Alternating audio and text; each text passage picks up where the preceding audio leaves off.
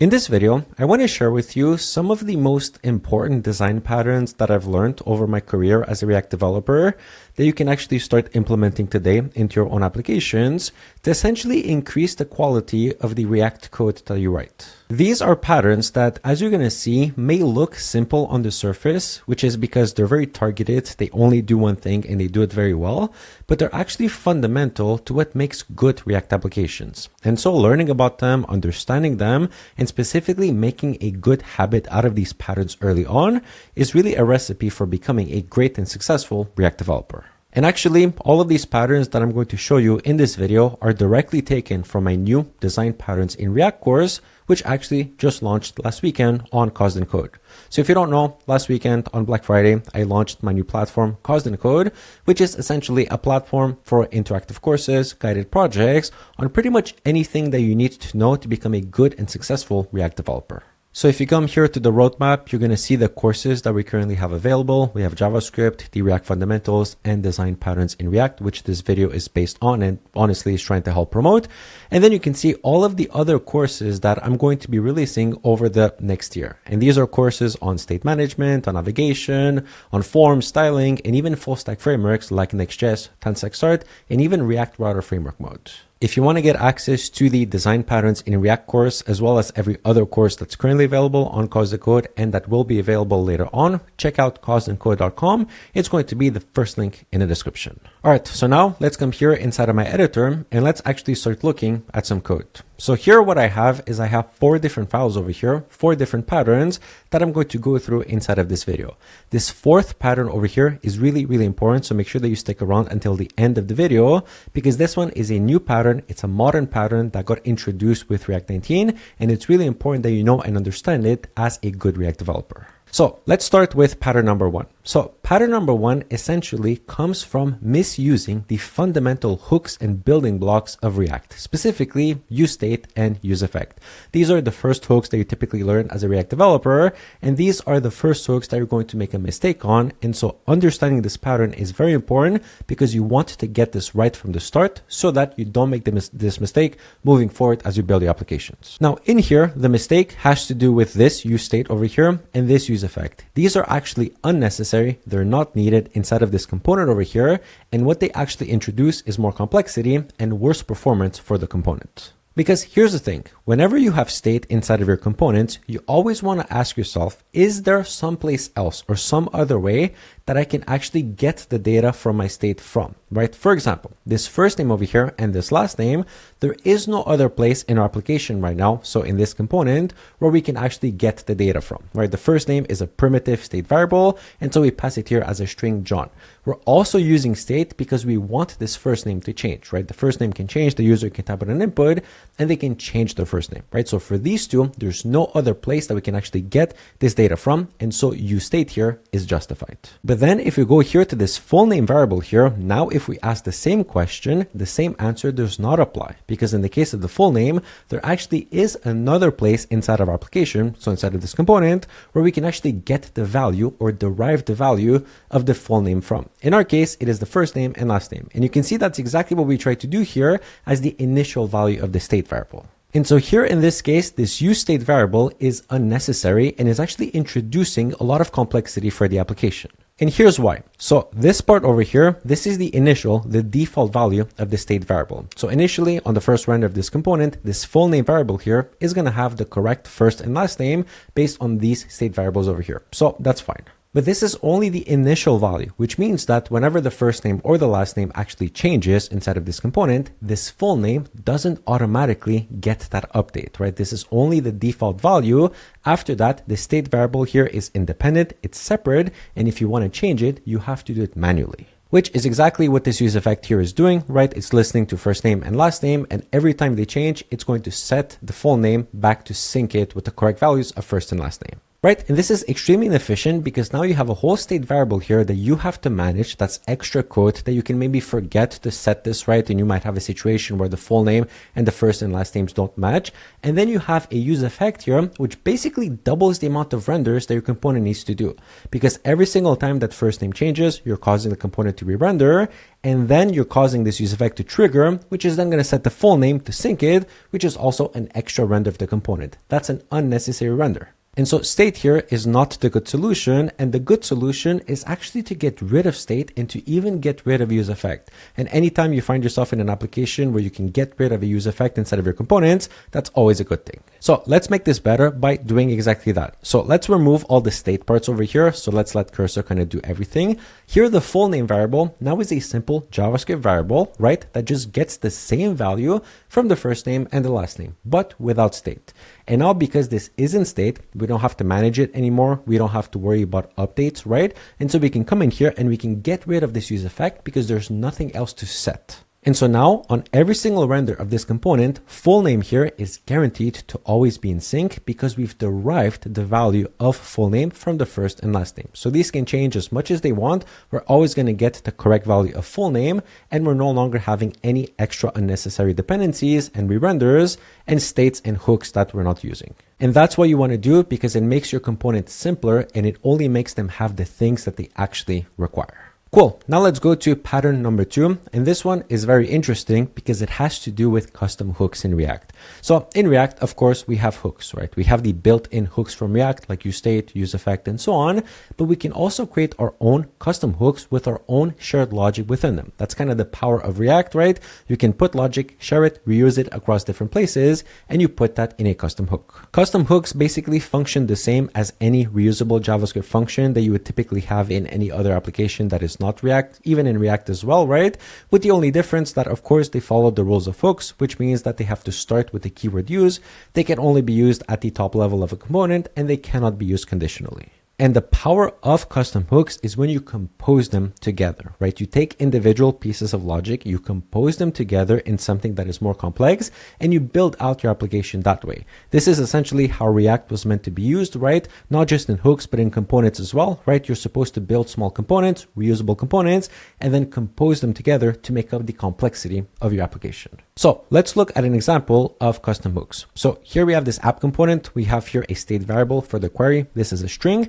And then here we have this filtered items variable over here, which gets all of the fruits that are defined here at the top, and then filters them based on whether or not the query is inside of them, based on if they match the query. Now, this is cool and it works, right? We have it here in this component, but a better approach would be to put that in a custom hook in case another component, another part of our application actually also wants to use that specific logic. We're not going to share the values themselves, so the query or the actual items that get returned, but the logic of how we handle and manage those that we can share in a custom hook. So let's do it. First, I'm going to come in here. I'm going to take this query here and I'm going to put it here inside of this use input over here. And I'm also going to pass the initial value over here as the initial value of our state variable.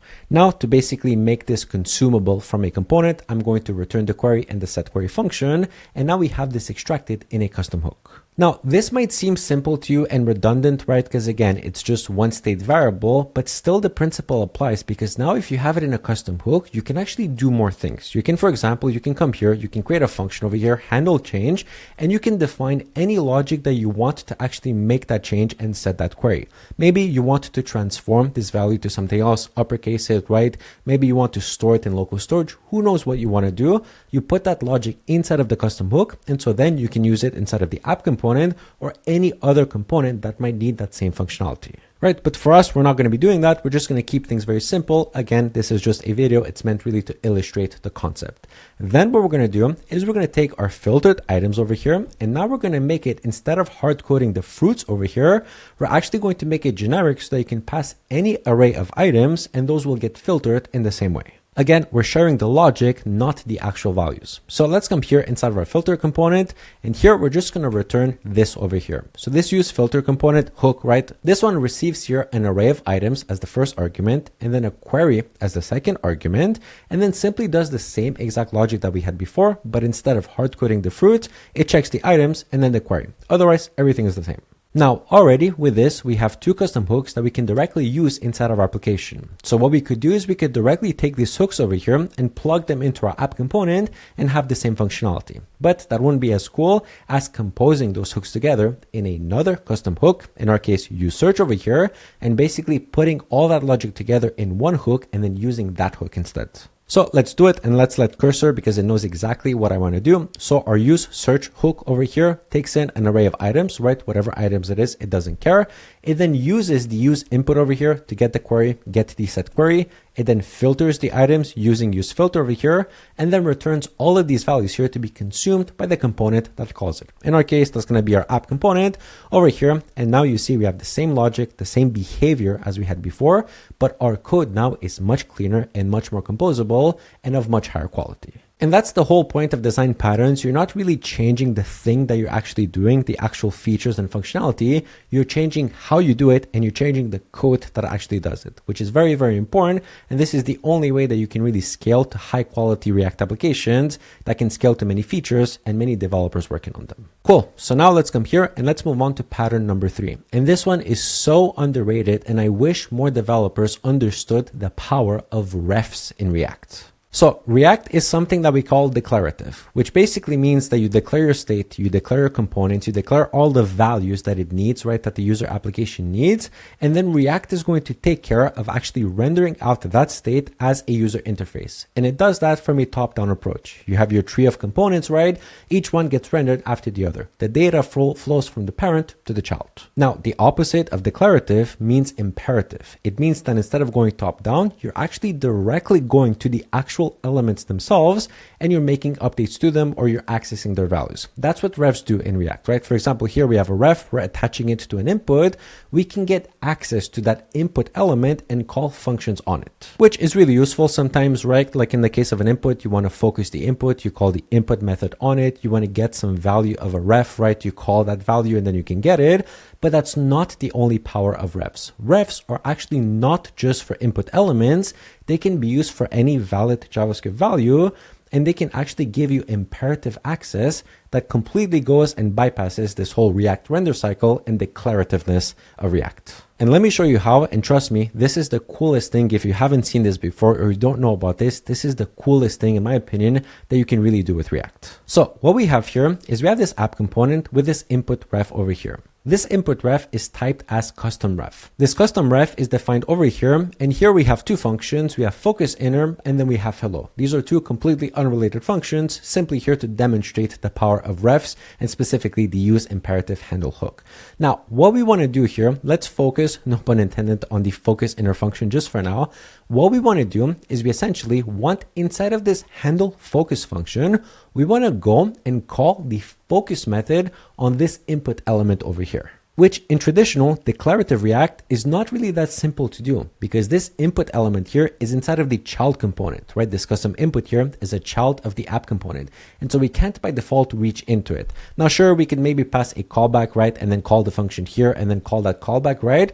But using a ref, you can bypass all of that and you can do it in a much simpler fashion. So what I'm going to do here is I'm going to come inside of this custom input component here, which importantly receives that custom ref from the parent and also has its own copy. So a separate ref that we call local ref specifically for this input element here. It's important to understand that the ref that is coming from the parent does not directly go on the actual input over here. Only the local ref, which is why it's called local ref, only that one gets attached to the input. And so here what I can do is I can come in here and I can use the use imperative handle hook from React. I can pass it as the first argument, the ref that I receive from the parent of this component.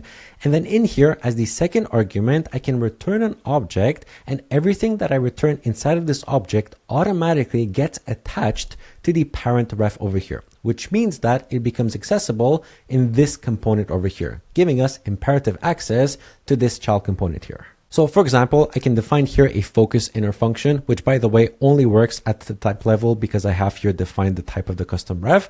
I can define the focus inner function, which will use the local ref here and then call the focus method on the local ref of this component, effectively focusing this input here. Which means that I can come in here from the handle focus function and I can directly call focus inner from this function here from the parent. That's going to go through the use imperative handle right through the ref over here, call the focus inner function, which is going to use the local ref, and then focus the actual input. This is imperative access from a parent component to a child component. But here's the thing. I don't need to necessarily use a local ref here, which might be a little bit confusing. The only reason why I have this local ref here is because I have an input that I want to focus, right? But I can just completely skip it and call some other function like this hello function here. I can simply console log something from this child component here and call it over here instead of the parent component. I can also do that. This is cool because now this function here has access to everything that the child component has, including state, including props, including any variable, and I can even change state inside of this child component by calling it from the parent component through a ref. That's really the power of refs and the use imperative handle hook and generally the imperative approach when it comes to React applications. Now you have to be careful because again, this completely bypasses the way that React is meant to be used, but there are some very valid use cases like this one over here is very valid. Cool. And now let's come here to our last pattern of this video, the one that you've been waiting for. This is the modern pattern inside of React 19. So for this one, we already have the code already set up. So let's just go through it and let's see exactly what we have here. So here at the top, we have this simple fetch message function here. This basically returns a promise that is going to eventually resolve to a string. This is going to resolve using set timeout after 2 seconds. Then we have this message component over here, which receives the message promise as a prop over here. And this is important to understand that this is the message promise that is received, not the return value. We're still receiving the promise. And then you can see here, we're using this new use hook from React. This is a new hook that got introduced in React 19, and it's one of these special hooks because it is a hook technically, but it doesn't follow all of these same rules of hooks that we're used to in React. And it also has some applications and purposes and use cases beyond the traditional ones that you would typically expect for a hook. One of those is actually consuming promises. So to understand what this is actually doing, let's come here to our app component and let's see what it is doing. So this app component here is an asynchronous component, right? So this is a server component. This can run on the server. This can actually come in here and see we're calling this fetch message function over here. This component over here can actually, because it's asynchronous, it can come in here and it can await the fetch message function and actually directly get the result. Right, you can see here our message promise is now a string, which is really cool because that's a benefit of being able to use server components. Now, one of the drawbacks of doing that is the fact that if you await something in a server component, just like in normal asynchronous JavaScript, you're basically holding up the rest of the component to continue executing until that promise has resolved, which in our case here is 2 seconds. And so essentially, we're not going to be seeing this user interface over here for a whole 2 seconds, which is inefficient. It's inefficient because if you look at the actual content of our component here, not everything needs to wait for that promise. Not everything depends on the value of that promise. For example, this h1 tag over here doesn't need the promise here. This is static, right? It doesn't change. And this div over here, right, which may contain styles, may contain some other markup, it doesn't matter, right? Not everything needs that value of the promise, only this message component here, which is conveniently and correctly so wrapped in suspense. And so the use hook is basically a way for you to pass a promise to a component, but defer the actual consumption, the awaiting of that promise inside of that component itself. And that's going to then work really nicely with the suspense component from React. So if we come back here and we remove this await over here, and now our message promise is the actual promise itself that has not been awaited. Now we're going to pass that as a prop to our message component. Here we're going to consume it with the use hook, which basically means that this component now is going to suspend. It's not going to be there until the promise has been resolved after 2 seconds. And until that happens, React will automatically, using the suspense component, show the fallback until our promise is resolved. As soon as the promise is resolved, this fallback disappears and the message renders. And here we already have the message content. You can see here, this is properly typed as a string. We've already consumed it. And this is a very, very powerful pattern because now you can actually have one component decide what needs to be fetched, but you can defer that fetching to a later point in the application, and you can use a nice suspense boundary to render a nice fallback until that happens. This gives you a lot of flexibility, and this is only possible using modern React, right, with the new use hook that got introduced in React 19. And so really, that's it, right? If you learn and understand these 4 patterns over here, I guarantee you that you're going to become a very, very good React developer. And if you want to become a superstar React developer and really take it to the next level, definitely check out my new design patterns in React course. Once again, here just to show you, right? This video was entirely based on the design patterns in React course over here. And here we have so much more content. You have here patterns, foundational patterns, right? You have component patterns, you have hook patterns, which by the way, there's 14 hook patterns over here. I've only shown you 4, right? So there's 10 more that you can go and see. And then also importantly, we have all of these UI and UX patterns that unfortunately don't get talked about enough, but are super, super important as well. Because at the end of the day, the React application that you're building so that users can experience them. And so having good UI patterns is equally as important as having good code patterns. And so this design patterns in React course is phenomenal for that. I really poured my heart and soul into this course, and there's a bunch more courses that you can have access to and a bunch more on the way. Once again, it's causedandcode.com. It'll be the first link in the description. So there you go. That's it. That's all that I have for this video. If you've enjoyed this video, make sure to leave it a big thumbs up. You can click here to subscribe, or you can click here to watch a different video of mine. With that being said, my name has been Derived. This is Cause and Solutions. Thank you so much for watching, and I will see you in the next video.